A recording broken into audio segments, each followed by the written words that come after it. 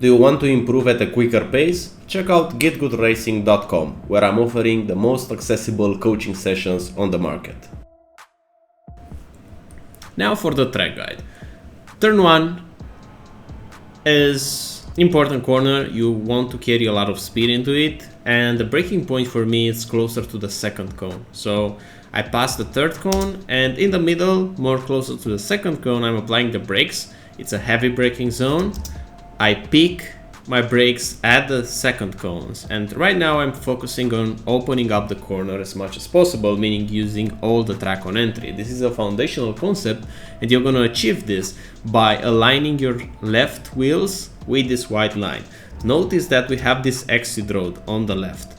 At turning, I want to use a bit of this road when turning the car, like right now. You see, I'm using maybe some centimeters, but I'm doing this consciously. So I know that here I can open up a bit more.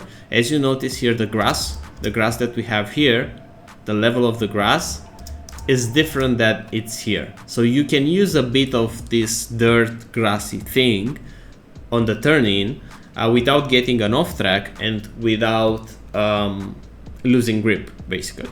So this is the first secret for this corner, to open up as much as possible by using this extra space out of the left of the white line on the turn-in.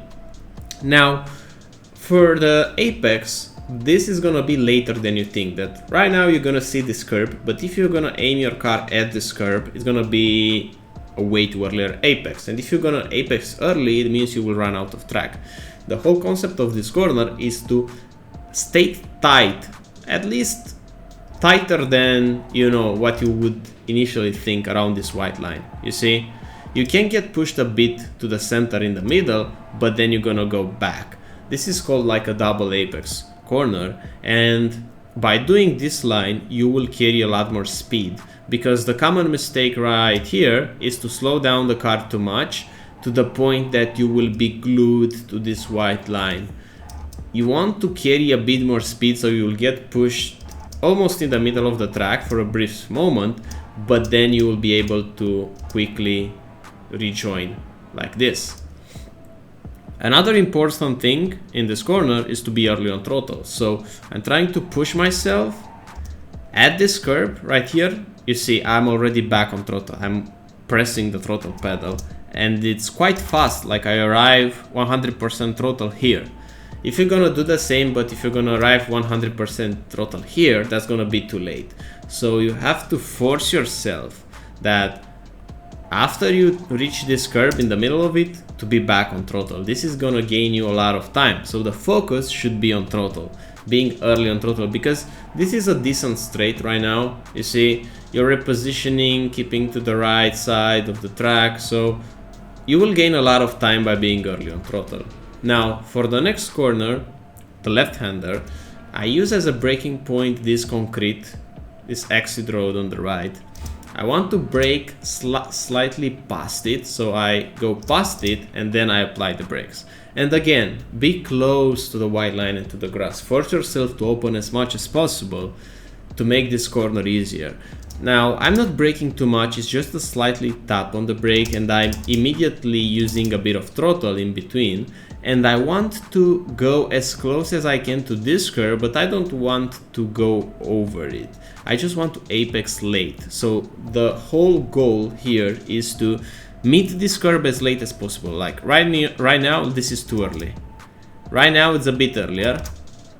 Almost in the middle of it, like right now, it's the perfect point. And you should be back on 100% throttle even before hitting it. Because again, we have a straight ahead, and whenever you're gonna have a straight after a corner, it's important to be earlier on throttle. This is how you're gonna gain time. So if we're going again, at this point I'm full throttle. This is what you should aim at this point, to be already on flat out, using a bit of the curb, and you're gonna see that you're gonna use the maximum amount. This curb, you want to use it. If you're not hitting this curb here, means you're not getting enough speed. So this is for sure a checkpoint to have. Now for the next corner, this is a bit tricky with the setup. You want to open it up by going far to the left, but you can't stay flat out here. If you're gonna stay flat out, you're gonna be too much on the left side in the next corner. So I do a small lift and a small brake because I want to be glued to the white line almost for the next corner on entry. So if you're gonna not do this lift, your car is gonna be pushed wide to the left, and you don't want that. So stay closer to the right side. Now, whenever I'm straighten up the car, because in transition, while taking this corner, I have a lot of steering angle. Whenever I feel that I put my car straight and I purposely try to make the steering wheel straight, as you can see in this frame, I'm applying the brakes and I'm holding the brakes. You're gonna brake in the most efficient way by holding your wheel straight. If you're gonna brake with an angle, like going diagonal or something like that, or turning while braking, you will lose the braking efficiency of this car. So you have to force yourself to brake in a straight line, hold the brakes, and it's exactly like turn one. You want to apex around the curb and quickly be back on throttle. Thing is, you can't be back on 100% throttle immediately because it's a bit trickier just by the nature of this corner, but you still want to push and carry that minimum speed. Keeping the throttle. Now I'm apexing around here right now to open up the corner, so I'm bringing the car to the left, a small tap on the brakes, using this curb to make the car rotate, because the car will rotate a lot if you take this curb. Now it's all about gaining the rotation, and at this point you should be flat out, using this curb to, again, I want to align to this white line, to be glued to the white line as much as possible, then changing directions immediately. And for this corner, which leads again to a big straight, I'm trying to apex at the white line and then turn in with a lift. And it's a small lift, and the smaller this lift is gonna be, the more time you're gonna gain. So if you're gonna be able to make this lift even smaller than that, using this curb and using also the curb on the exit, you're gonna gain time.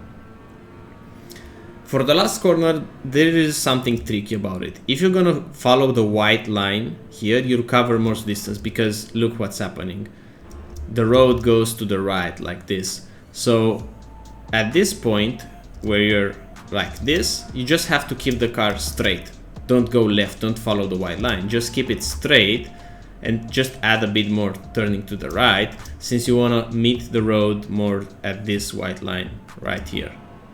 I use as a reference this exit road on the right. I want kinda in the middle of it, like when the car is right here, in the middle of the exit road, to apply the brakes. And this is gonna be a long trail braking zone, because you want to make the car rotate by holding the brakes. And this is again an important concept, that you want to make the car turn with your brakes, not only with the steering wheel. So applying the brakes, now still holding the brakes, and look, I'm holding the brakes in the lower 5%, so still braking, still braking, still braking, still braking, still on the brakes, and then back on throttle.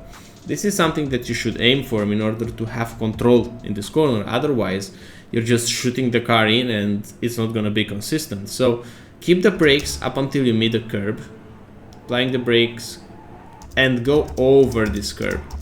You should use as much road as possible, so going close to the grass here with your tires, being back on throttle, and naturally the car is gonna be pushed out to the exit. And in short, this is a track guide for Summit Point. I wish you a great week ahead, and I'll see you on the next one.